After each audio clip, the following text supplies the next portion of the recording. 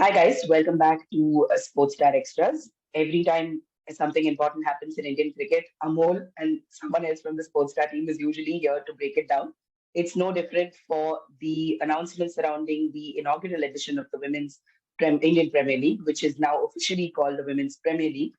Amol has joined us again today to give us all of the updates of the team announcements that happened for the tournament at the Trident in Mumbai. Amol, welcome.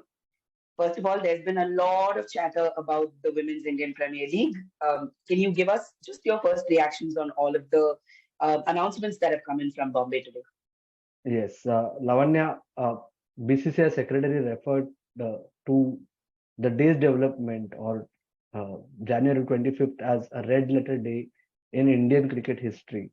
It's a windfall. Okay, the whole market estimates were anywhere between 500 and 1100 crore as franchise fees, and everyone knows it's the same model that's implemented for the IPL, the WPL. It's no longer WIPL. We should get used to referring to it as Yeah. WPL. Will follow the same model that the franchise fee that has been committed by the five franchise bid winners today. It will be paid in 10 equated annual installments, and they'll own the team in perpetuity. But for now, everyone has been given an assurance by the BCCI that the league will exist at least for 5 years. Okay. So Okay. each of the five WPL franchise owners, informally during our interactions with some of them afterwards, they did mention that it's a huge fund that they're taking, but it's worth taking a hit. No one estimates that they'll break even in 5 years, but ultimately, uh, इस pocket से लेके उस pocket में डालना है, right? Especially for the three IPL franchise winners, that the Yeah. windfall through IPL rights, okay, in the central pool, the hit through WPL is going to be minuscule in that regard.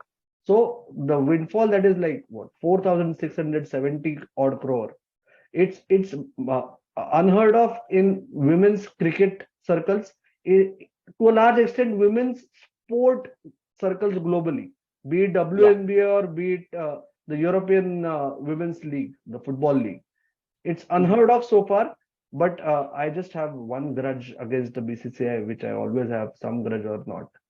That the last thing anyone in Indian cricket should have done is to compare these figures with those in the IPL. Today, the IPL chairman and the BCCI secretary, both of them stressed on these figures being much higher than what the first IPL men's fees were, even if you counter the inflation index into it and all. Please don't get into that. Okay. We treat women's cricket as a standalone property. This is the beginning of it. Finally, BCCI has recognized the potential of women's cricket. This is the beginning Mhm. of it.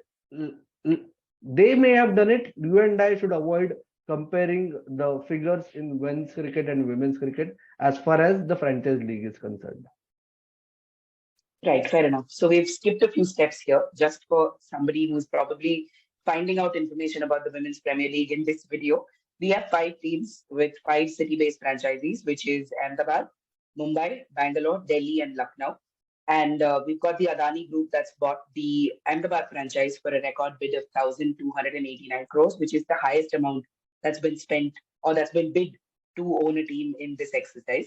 RCB, Delhi Capitals, and Mumbai Indians are the men's IPL teams that have managed to get a women's team in this tournament as well. And we have Capri Global, which has teams in leagues like the Coco Ultimate Coco League and Pro Kabaddi. And Capri Global also own the Sharjah Warriors team in the ongoing International League T20 in the UAE. That's their first major foray in cricket. Now they've moved to the Indian market when it comes to cricket. So we basically got five very interesting teams. And like Amol pointed out, there is obviously a huge total bid value of 4,670 odd crores, which has come through from this announcement. Amol, obviously, one of the most important things we'll have to ask you, of course, we're getting official statements from each of these teams. Everyone's reacting to the kind of money that the Women's Premier League has now managed to sort of gather. But what were you hearing from team owners after this exercise was done? What was the mood like? Were they happy with the valuation of the teams that they've done? Because we've seen certain franchisees like KKR and Rajasthan Royals who've been championing this we will field a team cause for a very, very long time. And they've been very, very proactive in talking about having teams in the Women's Premier League, but they've missed out this time. So, what are you sort of hearing from those circles? Yeah, exactly. Three IPL team owners, like you said, got the teams. Four of them lost out on it. Okay, that's actually a massive news in so many ways because it reflects that beyond the IPL ownership uh, uh, ecosystem, the Women's Cricket League has actually generated interest across markets in India. You had a snack uh, conglomerate like Haldiram's. Yes, they did not bid too much. I can tell you this is not official, but it's on Sportstar. Haldiram bid around 240 crore. Okay, which was not huge, but at least they thought about shelling out 240 crore, and theirs wasn't the lowest bid. The lowest bid that was put out on table was Rajasthan Royals, which was 180 crore. Okay. The other IPL teams that did not get a team, Punjab Kings bid for 412 crore for Ahmedabad. Okay. You had Sunrisers who bid 329 crore for Ahmedabad. You had Kolkata Knight Riders who obviously bid for Calcutta 666 crores. They lost out on it narrowly, not so narrowly actually, but the whole those who won and those who lost, all of them are saying that uh, with the existing valuation, in the first year BCCI is running the league. Second year onward, the teams are going to run it just like in IPL on a home and away basis. Okay. So first year their expenses are not huge, but there is very little time to plan from now on till March first week when the league kicks off. So they have Mhm. started getting their support staff in place. All the fillers have begun. A lot of cricketers, former, current, male, female coaching staff members have started touching base with them because so far everyone was cagey whom to approach. Now suddenly over the last couple of hours, all these developments have started taking place. Okay. Right. But the general mood is this has potential. We have taken a risk and we hope that it works out. Even if it doesn't, the losses will be marginal. So we can afford to take that risk. Right, fair enough. So, given that you said there's very little time left, obviously the next step for us is to focus on the auction, which we are hearing will be in the first week of February. There's not much public information available here in terms of the full list of players who have registered, apart from players who are giving up their information on social media, like Alex Hartley and all, who's gone and registered and made it very evident that she's, put her name in the ring to be part of this entire tournament that will begin in March. But Amol, any information at all from today's meeting, anything about the auction at all from the authorities? Okay, so now that we know the five team owners, a fortnight ago we knew who the broadcaster will be. The financial model is in place now. Like you said, what lies ahead? Number one, those who would have read Sportstar would remember that why the official player register is not out is because the deadline for registering for player auction is January 26th. Okay, today there was a discussion, informal discussion between the BCCI and franchise owners about the possible date of auction. Remember, a lot of majority of these IPL, WPL owners, franchise owners, have a team either in the South Africa T20 or the IL T20.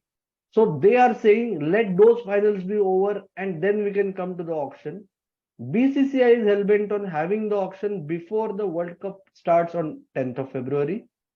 Right. Okay. So as of now, BCCI is saying it will be between 1st and 10th February. Franchises are saying let's have it around 15th of February. In all likelihood, we know whose word will prevail eventually. So don't be surprised if the auction happens on the first weekend of February, which is February 4, 5, one of those 2 days. Each Right. squad will have 18 members, a maximum of 7 overseas, including as many as associated guys as possible. Every team can have a maximum of 5 overseas players, provided one of them is associate. If you don't play an Right. associate player, then you can have at the most 4 overseas players. The key for franchises is to actually have a scouting team in place who can actually churn out the uncapped players from India. So we've seen players who have now risen through the ranks in the domestic setup coming into reckoning for the national team, especially bowlers, if we look at the sort of arsenal that we have. But given that we discussed this would be a 15-minute video, we're going to actually start. Let this be the starting point for you all to understand what the women's IPL, the Women's Premier League, oh God, we've got to get used to that. We've got to get used to the shortening, what that's going to be like, the players who are going to be in reckoning. We're talking about domestic players. Don't count out the team that's in the Under 19 World Cup as well. We've had some brilliant performances coming in from so many of the players who have made it to the first team there as well. Even the coach, for that matter, we were talking about support staff. We've got people like Nushin and all who might, depending on what their contracts look like, be in the reckoning to come on board in the Women's Premier League as well. So please make sure you keep coming back to Sportstar to get involved in those conversations also. Amol obviously will be writing a report for us on what all he's learned from this team bidding process that happened today. So please make sure you go to the Sportstar website to figure out all of that information. We'll add that in the description of this video as well. Amol, any parting thoughts about the exercise today? The women's cricket buzz has just started getting created. There'll be lots in store till March end, both on the international cricket front and of course the WPL, because we have just begun with the unveiling of the franchises and the name of the tournament. The next step will be the logo, the auction, all the tamjam is in place. So keep waiting to tune in and consume more and more on women's cricket on our platform. Actually, as we sign off, because we all like looking very, very, very long term in Sportstar sometimes, one of the things that obviously I'll have to ask you, I don't know if you've heard anything about this or if this is the conversation that might happen in the coming days. But India, at least in the men's side, has this policy that the national players, at least the ones contracted, will actively contracted or actively playing, will feature only in the IPL. Will that now become something that moves over to the women's side as well, given that we have active participation in BBL, the 100, any of that? Yeah, don't be surprised if over a period of time the BCCI starts pulling the plug even on women's cricketers. Fair enough. We don't have any official information yet. So for all of those updates, please make sure you keep following all of our reporters and all the work that we do on Sportstar. Thanks for joining us today.